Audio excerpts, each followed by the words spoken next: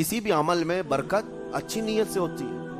اگر کوئی روزہ اس لیے رکھ رہا ہے، جیسے بہت سارے فائدے گنائے جاتے ہیں نا، روزہ رکھنے سے کینسر نہیں ہوتا، روزہ رکھنے سے جسم کے فاسد مادے ختم ہو جاتے ہیں، نکل جاتے ہیں، ڈاکٹرز بھی مشورہ دیتے ہیں مہینے میں 1 مرتبہ، ہفتے میں 1 مرتبہ باڈی کو فری چھوڑنا چاہیے۔ تو یہ تو جسمانی فائدے تو رکھے گئے ہیں، لیکن اگر تم روزہ اس نیت سے رکھ رہے ہو کہ میری باڈی صحیح ہوتی رہے، تو گویا کہ تم تو اپنی دنیاوی غرض سے روزہ رکھ رہے تھے۔ یہ فائدے تو ملنا ہی ملنا ہے، یہ فائدے یوں بھی ملیں گے اللہ تعالیٰ کی طرف سے آپ کو، لیکن نیت وہ نہیں۔ روزہ رکھنے کی نیت یہ ہو کہ میرا رب مجھ سے راضی ہو جائے اور مجھے رب تبارک و تعالیٰ کا خوف اور تقوی حاصل ہو جائے۔ نیت میں برکت ہے، اور جن کاموں کو آپ اچھی نیت سے کریں گے اسی طرح ان کاموں میں اثر بھی پیدا ہو۔ روزہ رکھنے سے پہلے آج نیت یہی کریں کہ مولا تعالیٰ یہ روزہ میرے تمام برے اعمال کے لیے کفارہ ہو جائے، یہ ڈھال بن جائے۔ جانتے ہیں آپ، اپنے نفس امارہ کو روکنے کا سب سے بہترین آلہ بھوک ہے۔ بھوک، جتنا آدمی بھوک کے ذریعے سے اپنے نفس کو مار سکتا ہے، دوسری کوئی چیز نہیں۔ آپ دیکھیں اس رمضان المبارک میں بہت ساری حلال چیزیں آپ کو حرام کر دی گئی، یعنی سحری سے لے کر افطاری تک۔ میں یہ نہیں کہہ رہا کہ شراب پینا حرام ہے، نشہ کرنا حرام ہے، وہ تو پوری زندگی بھر حرام ہے، لیکن آپ کو چاول روٹی تو حلال ہے نا، سبزے سیب پھل فروٹ تو حلال ہے، لیکن یہ حلال چیزیں بھی اللہ نے آپ پر حرام رکھی ہیں، روزے کے عالم میں نہیں کھا سکتے۔ سحری سے لے کر افطار تک یہ حلال لقمے، پانی تو حلال ہے، پاک ہے، لیکن آپ کے لیے روزے کے عالم میں حرام ہے۔ اسی طرح شادی شدہ مرد اپنی عورت کے ساتھ زندگی بھر کبھی بھی جمع کر سکتا ہے، رات میں سو سکتا ہے، لیکن حالت روزہ میں وہ حلال کام بھی حرام ہے، حلال کام بھی حرام ہے۔ اپنی عورت سے جمع کرنا حالت روزہ میں کیوں روکا گیا؟ کھانا پینا بھی حلال تھا، عورتوں کے ساتھ شباشی بھی حلال تھی، لیکن روزے کے عالم میں ان حلال چیزوں کو روکا گیا۔ تو آپ سوچ سکتے ہیں اس چیز کو، سوچ سکتے وجہ یہ ہے کہ حلال چیزوں سے آپ کو روک کر بڑے حرام چیزوں سے بچانا مقصود ہے۔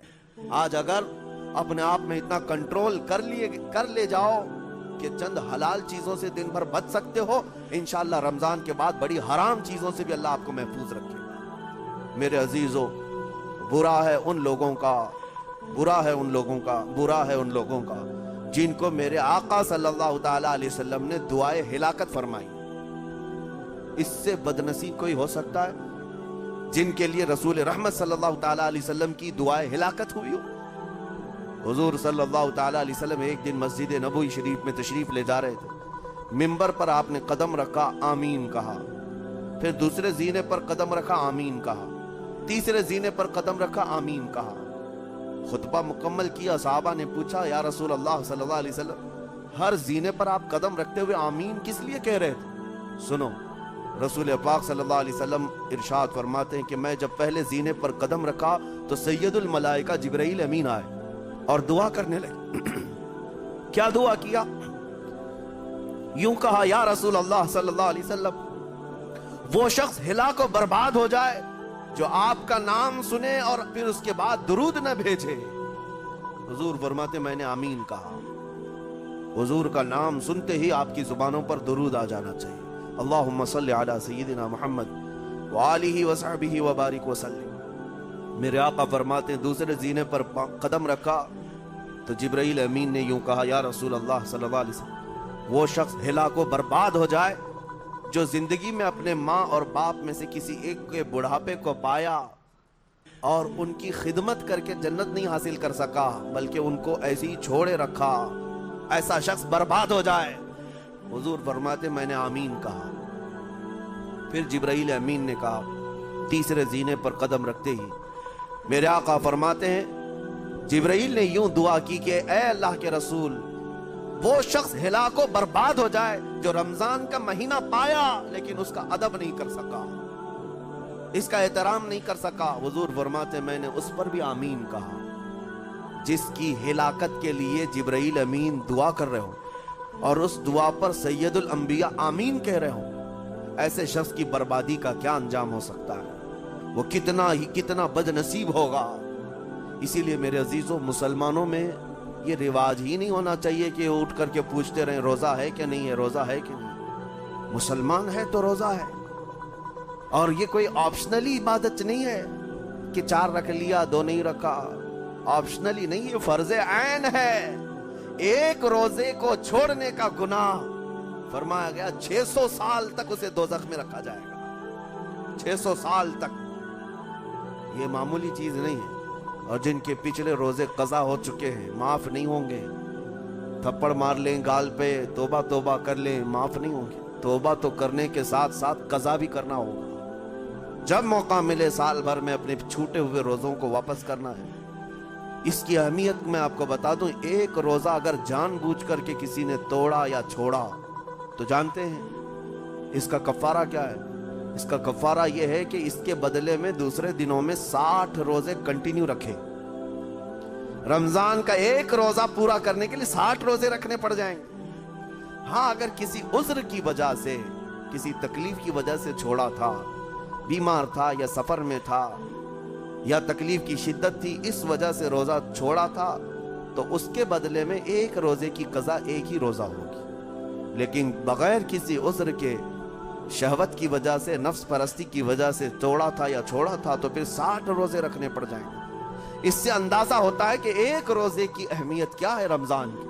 اسی لیے میرے عزیزو، یہ روزے آسان ہیں، روزے آسان ہیں، اس کو رکھ لو، اس کی جزا بہت بڑی ہے، اس کی جزا بہت بڑی ہے۔ ویسے بھی آپ دوسرے دنوں میں لیٹ ناشتہ کرنے کے بھی عادی ہیں۔ ممبئی والوں کا تو حال یہی ہے، 12 بجے کے بعد 1 بجے 2 بجے تو ان کے ناشتے ہوتے ہیں، دوپہر کا کھانا تو شام 5 بجے ہو رہا ہوتا ہے۔ بس وہ ناشتہ سکپ کرنا ہے، دوپہر کے کھانے جو آپ کے ہوتے ہیں اس سے اور تھوڑا ایکسٹینڈ کر لیں تو افطاری کا وقت آ جاتا ہے۔ کوئی بہت بڑی دقت کی بات نہیں، کوئی بہت بڑے بوجھ کی بات نہیں، آسان ہے۔ آج الحمدللہ ہمارے 5 سال 6 سال کے بچے روزہ رکھ لیتے ہیں، تو بڑوں کو تو اللہ نے جو طاقت عطا کی ہے، روزہ ہرگز ترک مت کرو۔ لیکن ساتھ میں آج یہ میسج ضرور دوں گا، نیت یہ کرو کہ مجھے تقوی مل جائے، مجھے پرہیزگاری مل جائے۔ اور یہ آپ کو خود چیک کرنا ہوگا، روزانہ رات کو نماز میں کھڑے ہو جاؤ تراویح کے، دیکھو کہ کتنی تبدیلی آ رہی ہے۔ آج میں نے روزہ افطار کیا، میرے اندر بدلاؤ آیا کہ نہیں آیا؟ اور اگر نہیں آ رہا ہے، کوئی تبدیلی نہیں آ رہی ہے، تو اس کا مطلب ہے آپ تقوی نہیں حاصل کر رہے ہیں، آپ تو روز مرہ کی روٹین پر چل رہے ہو۔ روٹین پر چلنے کا مطلب یہ روزہ نہیں ہے۔ روزہ تقوی دے کر جاتا ہے بندے کو، روزہ خوف خدا دے کر جاتا ہے بندے کو۔ اسی لیے میرے عزیزو، آج دیکھیں آپ بہت ساری برائیوں سے رمضان میں بچ جاتے ہیں، تھوڑی اور محنت کی ضرورت ہے۔ ہم نے دیکھا ہے بہت سارے گھروں میں، باقی عیاش گھروں کی مجھے کوئی وہ نہیں ہے، ان سے کوئی لینا دینا نہیں، لیکن نارمل مسلمانوں کے گھروں میں بھی ہوتا یہ ہے، عورتیں بچوں کو تلقین کرنا شروع کر دیتی ہیں، گانے بند کرو، ٹی وی بند رکھو، بہت ساری چیزیں بند رکھو کہ رمضان آیا ہوا ہے۔ اور رمضان میں اگر ٹی وی لگا بھی لیا تو کچھ اسلامک چیزیں دیکھنے لگ گئے۔ ماحول تم نے خود ہی بدلا ہے اپنے گھر میں، کچھ چیزوں کو آپ نے بدلا ہے اور کچھ چیزوں کا ادب آپ نے کرنا شروع کیا ہے۔ اسی کو اور تھوڑی سی محنت کے ساتھ بڑھا لیا جائے، قسم رب ذوالجلال کی ہر برائی رمضان میں ہی آپ سے ختم ہو جائے گی۔ جس کی کوئی چیز چھوڑنے پر نہیں چھوٹتی ہے، وہ رمضان میں کر کے دیکھ لے، اللہ کی بارگاہ میں یاد کرے کہ مولا دن بھر میں تیری رضا کے لیے بچ رہا ہوں، مجھے میری باقی زندگی میں ان گناہوں سے بچا لے۔ وہ رحمان ہے، جب وہ تمہیں اس کے بدلے میں جنت دیتا ہے تو یہاں برائیوں کیوں نہیں چھڑواتا؟ یقیناً وہ برائیوں کو تم سے دور کرے گا۔ قرآن کا فرمان عالی شان، لعلکم تتقون، اسی پر میں نے آپ کے سامنے بات رکھی ہے۔ روزے اس لیے فرض کیے گئے ہیں تاکہ تمہیں تقوی مل جائے، پرہیزگاری مل جائے۔ بعض لوگوں کو دیکھا گیا ہے رمضان المبارکہ میں بھی وہ اپنی بری حرکات سے باز نہیں آئے، ان کی روٹین ویسی ہی جاری رہی، نعوذ باللہ نظروں کی خطائیں بھی باقی رہی۔